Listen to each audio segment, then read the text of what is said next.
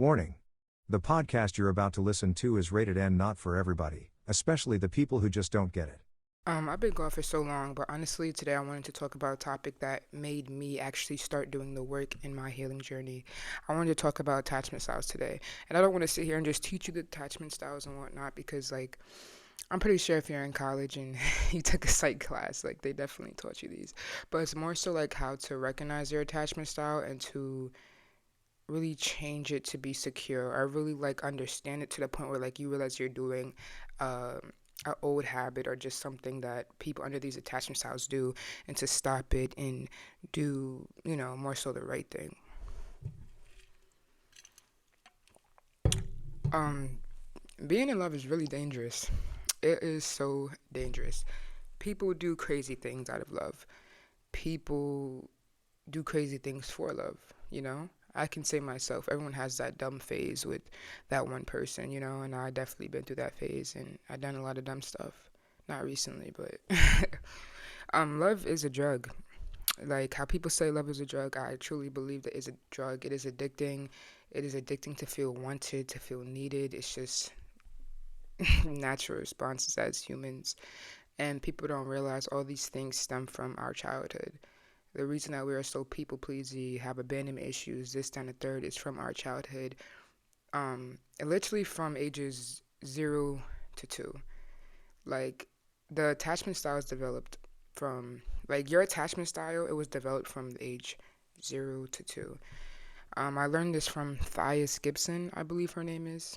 Um, yeah, you can just research anything about the attachment styles under her name. Everything's there. Um, but yeah, what we have to realize is that we can only control ourselves and how we feel. We can't control other people. We can't make someone want us. We can't make someone love us. All we can do is control how we feel in these situations. So if you want to be in a situation stuck with your ex or someone you used to mess with, and they clearly don't want a relationship, they're clearly stepping out, doing whatever they want to do, and you want to stay there and keep maybe giving more just so they want you. You want to keep giving, giving, giving, hoping in hopes that they'll look at you like, this is a good person for me. I think I'm gonna. No, it's never gonna happen. It's never gonna happen because the more you give is the more they feel like they can play with you. That's how I feel. This is not something, researched. No, no, no. It's just how I feel. I feel like the more you give, because I'm a overgiver. And I realized what I was doing is I would give to people to make them, just fuck with me more, whether it's a friend, or I was giving to people so they would love me more, like me more. But all that was really doing is opening the door of letting them use me, or opening the door of comfortability. They feel like they don't have to give anything back.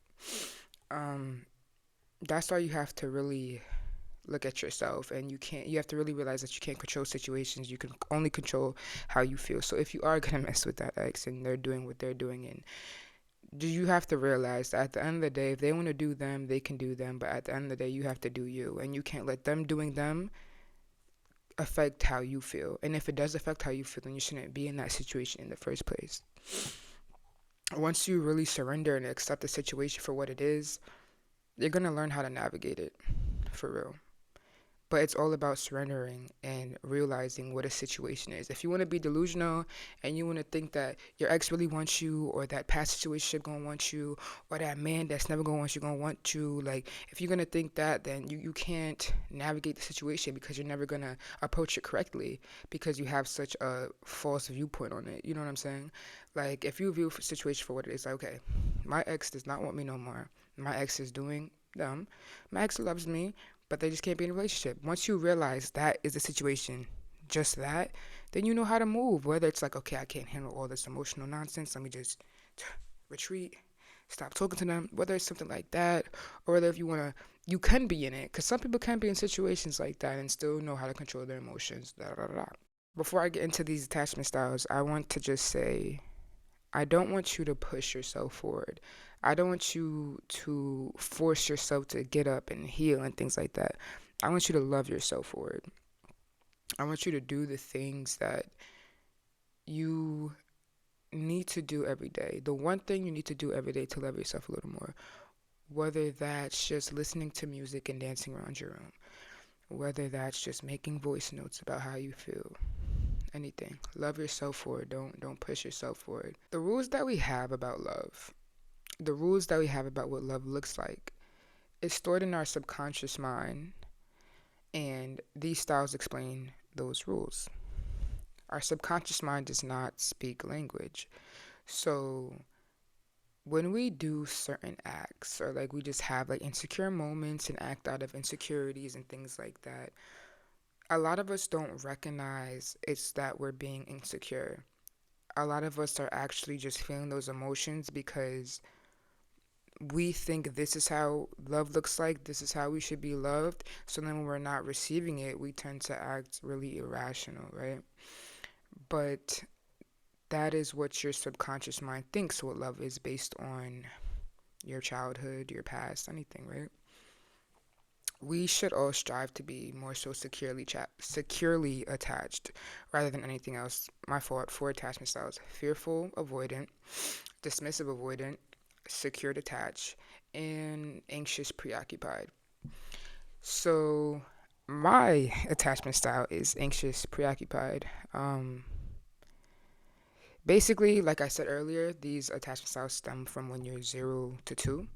And when you're anxious, preoccupied, it's basically when you're 0 to 2, it's like the parents were there, but then they would leave suddenly. Like whether it's like not anything crazy, like whether it's like work, whether it's just alone time, let me go hang with the girls, get my baby to my friend, you know what I'm saying? Like things like that. Like it's like due to that, and what that makes the child you wants, it craves the them being there, your parents being there.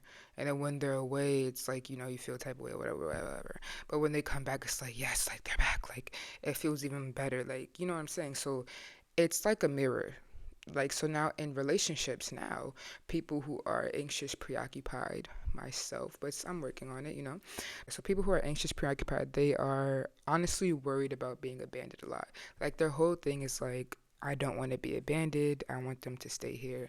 And a lot of anxious, preoccupied people are really attracted to, like they like really go for dismissive avoidant, because dismissive avoidant is they pull away when it's too much. You know what I'm saying? And they come back. It's kind of like they pull away, come back, pull away, come back.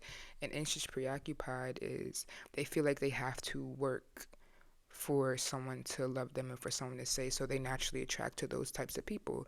So they love when they're here, and then when they leave, they're sad. Just like when they're a kid, their parents leave them, then they come back and they're happy. They're like, oh yes, and it's delusional. Da, da, da. Then they leave again. It's like, yeah. So basically, that's how anxious, preoccupied people work. They constantly worried about being broken up with or just abandonment. They keep a score of how much the partner is and isn't loving them. Not like 1, 2. No, they just like constantly remember times. They constantly remember the bad times in relationships. They tend to forget the good times in relationships, like the memory blurs of all the good times in relationships. And all my life, like when I meet new people, they'll ask me, "Oh, how was your last relationship or your first relationship?" And I always say, "I don't know. I can't really remember how my relationship went. I remember what they did to me or what I did to them, but I can't remember the good la times. And that's so crazy to me, but that's actually something about anxious, preoccupied people. Like they block out, their memory blocks out everything from the relationship, but they can still remember, what happened, but they can't remember the feeling. Like a lot of people can remember how much in love they were with people, but I can't, and I know a lot of other anxious, preoccupied people can't. Um, with anxious, preoccupied people, you can send a text, right? And let's say your person doesn't respond. Oh, you're losing your mind. You're losing your mind. You automatically jump to conclusions like that person cheated on me, the person don't want me no more, things like that. Um, you're really a people pleaser. Or you put yourself last. Okay, so I wrote down something Thais Gibson said, I'm pretty sure. It says your biggest obstacle, so the anxious, preoccupied people. Your biggest obstacle to developing loving and committed relationships is your fear of being betrayed or abandoned. As a result, you can often find yourself getting too attached, acting clingy, and trying too hard to people please. That really sums up like the biggest obstacle. Like the main thing is like you just don't want to be abandoned. Like you want to hold on so bad, and like you tend to really, people with this attachment style tend to really lose their self in people. People with this attachment style will completely neglect their self for the other person, completely lose their self just to please the other person. Hence, when you're a child and your parent leaves you to go to work, they're not neglecting, but they're neglecting you completely for their responsibilities for what they have to do. So it mirrors into your world right now when you're completely neglecting yourself for somebody else. So our childhood really mirrors how we deal with relationships now. In order to overcome these characteristics, you really have to identify your thinking patterns. Meaning, like how I said earlier, when you text someone and they don't answer and your mind automatically goes to like they're cheating on you, you have to identify, like, oh, I'm doing this again. Let me relax. They're not doing nothing. Repeat to yourself, I might not feel okay, but I know I am okay. Am I just trying to trick me? Do things of that sort. You have to communicate, communicate, communicate. I feel like this attachment style doesn't communicate how they feel as much because they fear that the partner is going to leave them or it's going to start an argument. It's really like they're conflict avoidant as well. So I feel like a big thing is to recognize when you're holding something within and you're not communicating something that you need to communicate with your partner. Perception is everything. You got to view things differently and stop taking everything so personal in a negative way. Like I do this a lot. Like even in friendships, like someone can just, I don't know, ignore me. Not ignore me, but like not answer me after a while. And I just kind of feel a type of way like, are they mad at me? But then my mind goes to relax. I didn't even do nothing. Like, what would they be mad about? You really have to change the way you think. That's the big part. You have to really recognize when you are acting in an anxious way and an assuming way, and you have to stop that, put a hold on that, realize what you're doing, and change the how you're viewing the situation, how you're viewing the person, how you're viewing yourself. You have to get in touch with your needs and ask yourself, how am I feeling? That's something I do a lot. I would just walk like, how you feeling? Or I ask myself if I'm okay. I write it down. I talk to myself. It really makes me feel like how I feel matters. Because in relationships, anxious, preoccupied people don't really feel like their needs matter as much. Um, you have to realize that you don't need outside factors to make you feel good. And this is something that is hard because you're so used to reaching out to the person anytime you feel uncomfortable or anytime you feel sad or anytime you feel down. Even if it's not a person you're dating, you still feel like you want to reach out to a friend or you want to reach out to just someone who can give you some sort of comfort.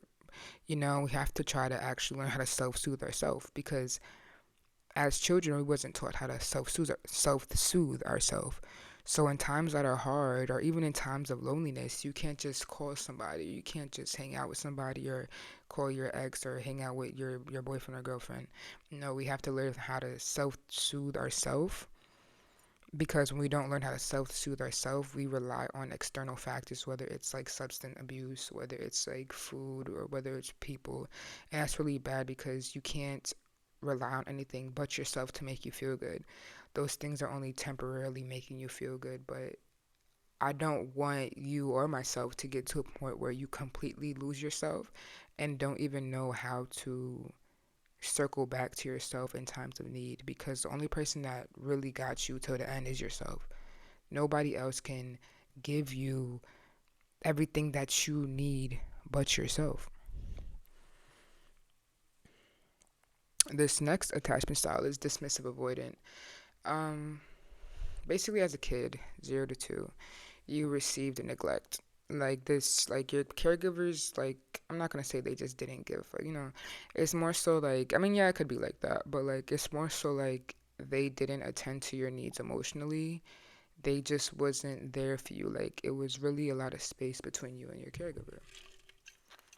Now, people with this attachment style, managing a relationship is really hard. They always fear that they're going to choose the incorrect partner. They secretly hope for real acceptance and assistance from an understanding partner. They want an easy connection, but it's like they get into their own heads and they don't really recognize that, so they constantly pull away when people get too close to them. So like signs that you're like dismissive avoidant, it's like when someone is trying to talk to you or whatever and it's going good and you really really really like them and it starts to get like a little deep too fast, you pull away. And then you come back, then you do the same thing. Then you come back, you do the same thing. It's like a little like a seesaw kind of you're pulling away and you're coming back because you really want it, but you're just scared of what it could come with. Like signs that you are dismissive avoidant also is that you fear being stuck in a painful relationship forever. I feel like it's so interesting listening to these attachment styles because like when it's not your attachment style, it's just like wow, how could someone possibly think like that? But that's why I said like as people we need to be more understanding about how people react to things, like how I can say, oh, this person's probably cheating on me, but dismissive avoidant people, they like to feel like, let me backtrack. Basically, as I said, like their parents like neglected them emotionally. So as a child, they started to really feel comfortable with being alone. Like really, really comfortable with being alone. So then that's when people are in their space or people get too close emotionally, it scares them away because they like the feeling of being alone. They like the feeling of handling everything on themselves. It's like they can rely on them. Like it's about them. You know what I'm saying? And that's how they view relationships. They view it as, I want me to comfort myself, handle myself, this and the third, and I want you to do the same. So it's kind of like when you text them, not like all the times, obviously, but it's like when you text them, or like, let's say they're dating an anxious, preoccupied person. It's like when you text them and let's say blowing up their phone, like, hey, what are you doing? Like, because they're not answering. It's like they're thinking, like, I don't want you to rely on me. I want you to rely on yourself, and I want me to rely on myself. And when we get together, cool. That's really how they view things. So as another person texts them like, "Hey, what are you doing?" and they're not responding, it's like we view it as something like, "Oh, they don't really fuck with us. They don't love us." But in all actuality, they just want you to rely on yourself, and they rely on themselves. And when they feel like talking to you, they'll talk to you. And that's how I view. That's why when I text people, that's what I think. I think it's not that they don't want to text me or it's not that they're doing anything. It's literally just they want some alone time and they want me to, you know. But yeah, they have a sense of being trapped when committed. Like these people have a really hard time with commitment. They're emotionally closed off and afraid to explore their feelings. They're confused about their status within their relationships. They value their own freedom, space, and independence. You know, that's what I'm saying. It's hard to date people like that when you're anxious, preoccupied, because we don't value our space and independence. We want the complete opposite, you know. But to some degree, both is healthy in relationships. You need the space, and then you need the clinginess, but you can't have too much of one. It's like we need to be here with it. They prefer to keep things like surface level, um, to not get hurt. That's real. It's not, but you know, they're more of a thinker, not a feeler. Like they can feel like, oh, this person's the one, but if in their mind they're like, but what if I get hurt? What if like if they're thinking all that, like they're gonna pull away. Um, they really desire a partner that they can be themselves. Um, I feel like so I wrote down like how to help a partner with this attachment style. You should ask them when kissing or being intimate to make them feel more space, to make them feel more safe, sorry. When you like are just on top of them or when you just really want to touch them or just be sexual with them, it kind of like not scares them, but it can make them like feel like weary of you because like I said, they like their space. Um, Also, you should make them feel appreciated when hanging out. It opens the door. They don't deal well with like negative comments in a way. Like if let's say if you really want them to start cooking for you more, let's just say that. If you say to them like, "You never cook for me," da-da, I'm always doing this for you. Like, they're not going to react to that well, and they're not gonna start cooking for you. But if you see that they cook for you once in a blue moon, and you say, "Wow, I really appreciate you cooking for me, and I really appreciate you doing this for me," then they're gonna actually take that in as like, "Wow, like, and they're gonna start doing it more. Like, they don't do well with the what's the word? Is it positive, negative reinforce? You know what I'm trying to say. But yeah, they don't just do well with the negative comments. You have to really talk to them in a more so positive way because they don't like all the that really like scares them off. Like anything too much really pushes them away. You shouldn't expect like intimate acts in public from them. Not because like so a lot of people like um let's say your partner doesn't hold your hand in public or just doesn't like to kiss in public or just be too intimate in public. Like as someone anxious, preoccupied, like you might be like, oh, they don't really like me. They're probably cheating on me. They don't want to be seeing me. But in all actuality, you have to understand the nuance to situations. You have to understand that other people have other views than you. Just because you would do something doesn't mean someone else would do something.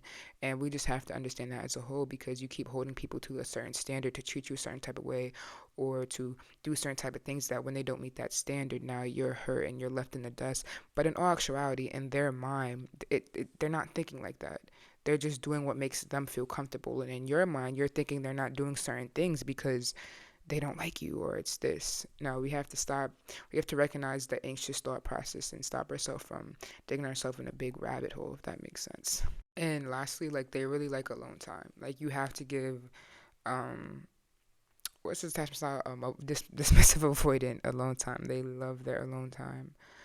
Because like I said, as a child they got comfortable with being alone and not having nobody, so in the future it mirrors into the future they do the same thing. They don't like to be around people all the time. The next attachment style is fearful attachment. um as kids from age 0 to 2, they received a lot of craziness in their childhood home. Whether it's divorced parents, abusive parents, narcissistic parents. It's like one day it's calm, and the next day it's neglect. Then the next day it's chaos. Then the next day it's abuse. Then the next day it's I'm sorry. Yeah, that is actually a lot. But signs that this is you is your relationship feels chaotic and challenging. You want to get close to people, but swing from hot to cold. Hot and cold meaning like you want to stay, then you want to leave. Um, you're unwillingly self-sabotaging your relationship to get out of it. Look, there's a lot of people that self-sabotage out there. If you're watching this, I don't know, it might be you, but these people, they tend to self-sabotage a lot just because they don't know what could happen. Sometimes they're bored, sometimes it's too much. Regardless, they just self sabotage to shake things up because that's what they're used to in their home from from those ages, or even not even those ages. You can just be coming home from school 4, 5, 6, 7, 8, 9, 10, and like things like that happen. Like you come home to guy skips and stuff, like you come home to like your drunk mother and she's very, very happy. Y'all are coloring, y'all are eating pizza. Then the next day she's drunk and she's angry. She's calling you a bitch. She's doing this, she's doing that. Then the next day it's sober and I'm sorry and I'm not drinking no more. Then the next day she's drinking again. You know what I'm saying? It's just like the shake up in homes like that. That makes them, once you create self sabotage, especially in stable relationships, they just want to shake the relationship up. Um, I feel like I experienced that not due to something in my childhood. I feel like I've been in a relationship like that where it's like really shaking up, really crazy. That and like one of my relationships afterward, it was so calm that I just wanted to self sabotage, and I wasn't even the one acting crazy, doing all the thing in that relationship. Um, I was treated that way with the mixed up emotions that the next relationship I was just like, I need to self sabotage. Like this is too boring, like calm, like stable, like like stuff like that really gets rooted into our subconscious mind. So we mirror what we've been through in other situations and relationships and just things in life. More signs that this is your attachment style is it feels scary to rely on people and ask others for help and favors. Any shift in your partner's behavior brings up fears of betrayal or abandonment. An underlying fear of being helpless, powerless, or unworthy. Difficult opening up. Trust issues. You desire a deep connection and intense chemistry with someone. Being independent and embracing freedom while being in a relationship. You want a trusting, transparent, romantic partner. A desire to be loved, valued, and to be seen by your partner. You want to stop having relationship up and downs. These are like deep down inside. Like, this is what you want, but it's like hard to get. And they just all around want to be happy in a relationship, but it's like the certain urges um, that occur, like how the self sabotaging thing said, or like how you want to stay and want to leave the hot and coldness. It's like you have to fight, they have to fight those urges in relationships because if they don't, like they will pop out. But in all actuality, they really just want a happy, deep, secure relationship. But it's hard to maintain those things because of the things that they've been through in their past. That's why if we recognize, like if you're a fearful avoidant and you recognize that this is you, and you recognize that you want to be loved, you want to be cared for, you want this, you want that, then I want you to really recognize when you're having those self-sabotaging moments, when you're having them hot and cold moments, when you really want to do something to shake up your relationship. I just want you to recognize that you're doing that and to really tell yourself no. Have self-discipline, self-control. Tell yourself no when you need to tell yourself no. And it's same with the anxious, preoccupied, and it's the same with the dismissive of when you need to tell yourself no in the situations that you see yourself acting a specific way that you know you shouldn't be acting for your growth. Um, to heal from this, okay, you have to dive into your past traumas due to the hard time like these people have with trusting. Like you have to dive all the way into your childhood. Whether it could be you could have experienced infidelity in your home or shared a deep secret in confidence and a close family member just outed you. Really just the small things, not small things, the big things that happen in your childhood, because a lot of things like that, like we forget and we think that it doesn't affect us, but in all actuality these things really really do affect us really really bad. um Overall, everyone should be doing that too. Just diving into the childhood and figuring out the things that really affect us as to, and figuring out why we are the person that we am today. I've been doing that ever since the start of my healing journey. And I healed so much because I recognize why I do certain things. So it's like now that I recognize it, it makes me want to like stop doing those things because I know now that I shouldn't have really been doing certain things. Um, they need to learn how to communicate their needs as well, same as anxious preoccupied. They just have trouble communicating their needs because they couldn't in like a home like that growing up. They have to stop being unrealistic, understand everyone operates differently. Yeah, I feel like I dated fearful, avoidant people most definitely, and everyone. Well, the person I dated that was fearful, avoidant, it's like they had such unrealistic needs for what a relationship or what a partner should be, especially at my young age. And it was just, quite like just offsetting, But as someone having this attachment style, you really have to recognize like sometimes your needs are unrealistic and people can't give you some of your needs. You have to be able to give yourself all of your needs, actually. Um, you have to hold yourself accountable. Negative beliefs equals negative outcomes. These people really think negative in relationships, about their partner, everything. So the more you think in life, just the more you think negative about something, negative will happen. Um, you have to reparent your inner child. Fearful avoidant attachment style is the result of early childhood experiences. It is important to identify what's triggered. When do you feel neglected or ashamed? You have to really understand your triggers. I feel like even in general, like when something triggers you, you have to realize you're being triggered and accept you're being triggered, and you have to think like, why is this triggering me? And think back to the times where, you know, just the situations connect. You have to question yourself as to why you're feeling certain ways or why you are thinking certain things. I feel like a big part in healing in itself is really just questioning yourself.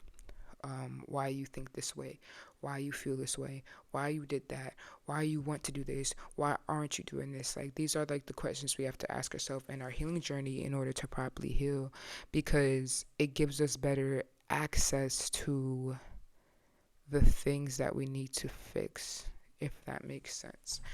So when we ask ourselves questions, we have to be honest, like with ourselves. If we're not going to be honest to others, we have to be honest with ourselves, period. So if you really want to heal, you're not going to give yourself some bullshit answer. You're going to sit here, you're going to ask yourself, are you okay? If you're not, why aren't you okay? You're going to sit there and you're going to answer yourself, whether it's writing yourself down or really just talking to yourself in your head or out loud. I feel like in our healing journey, we can't bullshit ourselves. We have to really focus on the things that we need to do in order to heal. But yes, securely attached. I'm gonna keep this one cute and I'm gonna keep this one simple. Nah, but it's securely attached. Um, Securely attached people are always there for you. Sometimes there's a big imbalance in the relationship you find yourself in. Even when you're honest and genuinely invested in romance, it becomes difficult to recognize your partner's needs and offer the right kind of assistance, leaving you confused and unsure of how to handle relationships moving forward. That's kind of like what they struggle with. You know, it's obviously better for two securely attached people to be together, because a securely attached person is with an anxious, preoccupied, or the avoidant attachment styles. It will confuse them because they're so like comfortable within themselves, and they're healthy, like they're more so healed. You know what I'm saying? It's kind of like when they experience people who aren't healed, it's confusing for them as to why they're acting certain ways and whatnot, and they like tend to be out of touch with understanding that person on a specific level because they're so healed and the other person's not. But signs you have this, let's not lie, because I know not too many of you have this. No, I'm joking. You find yourself comfortable in relationships. You connect with people. That is easy for you. Well, connecting with people in general is easy for you. Generally, you feel confident of who you are as a person. You have a strong sense of self worth. Having healthy boundaries means you let people in easily. You see most problems as solvable thanks to solid conflict resolution skills. You desire consistent, balanced, and healthy relationships. There is a struggle to understanding insecurely attached people, like I was saying. Um, there's a worry about being shut out from your partner. You end up in a unbalanced and chaotic relationships due to different styles. Your struggle to understand different insecure attachment styles. Um, this is what we strive for. Not everyone's perfect, and I know people that do have this attachment style. They're not perfect. Not everyone's perfect. No one's perfect. But at the end of the day, it's good to be securely attached because it shows you're at the point where you're comfortable within yourself and what you do and just the relationships that you hold in your life. Like, to be really comfortable in that fact, it's healthy for you. It's healthy for them too, but it's healthy for you. It's healthy for you because you're not stressing with a bunch of just irrational thoughts in your head. You're very secure in your relationship. You're not worrying about them. You're really just you're able to have a lot of alone time and spend time with yourself and comfort yourself, but then you're able to mesh with your partner and be in love and be clingy. But it's like when you're securely attached, when it's time to go, and when it's time to come together. And I feel like a lot of people in general, like there's a lot of people who just want to stay with their partner, just forget their whole life and don't do nothing else. And then there's some people that just are scared of their partner, not scared of their partner, but scared of being, too, that they just want to be alone. And this is like the perfect balance of being alone and being like with your partner. um you can create stable attachment style by reflecting on your life, growing in emotional intelligence, and purposely forming new habits. The basis creates the framework of forming meaningful and lasting relationships with other people. Now, how do we get here? You have to challenge yourself and negative belief system. Mm. You have to challenge yourself and your negative belief system. It's deeper in that you can even recognize it sometimes because it's buried in your subconscious mind. And it's kind of like, how do you pick things out your subconscious mind? Because your subconscious mind does not speak in language or words. It speaks in emotions and what you like kind of see in a sense. um It's really, you just have to pick it out your subconscious mind. It's like we can use our conscious mind to talk to our subconscious mind, which I'm not gonna get into because this video is not really about that. But we can write down a lot of things. Like I said, the childhood thing, you write down a lot of things from your childhood that has occurred, and after you see those things of what occurred in your childhood, you can start to put the connection together based upon how you act right now. Like I said, all these attachment styles, they mirror how it was as a child to who you are now. Like the anxious, preoccupied example that I gave, or with the fearful attachment, how your parent, like, abusive one day, cool the next day start, the next day drunk. You know what I'm saying? Like all the random, like the fearful attachment people, they do the same thing in their relationships. They one day they're hot, one day they're cold, one day they self-sabotage, one day they want you back. Like it's very like in a chaotic sense like that. So it's really like recognizing like the patterns that occur in your everyday life, the patterns that you see that you do in relationships in your everyday life. Like it stems from something in your past. So it's really just a lot of thinking and just reflecting on your past. Your past is definitely not who you are, but as people who aren't healed, they act as if their past is who they are. So yeah, think about that. We have to become more self-aware. And being more self-aware means that you're admitting to yourself that you are the problem. Is admitting to yourself that you have things to heal. Is admitting to yourself that you just need to do certain things to get to where you want to be in life. Just be honest with yourself. You have to practice setting boundaries and having effective communication. Yeah. Building trust. Be reliable, consistent, and dependable in your actions. Avoid behaviors that undermine trust, such as dishonesty and betrayal. That's easy, you know. Just don't be an ass. Just don't be an ass. But sometimes you do have to seek help, which is therapy. I was one of those people that said like all the time, like I don't really believe in therapy.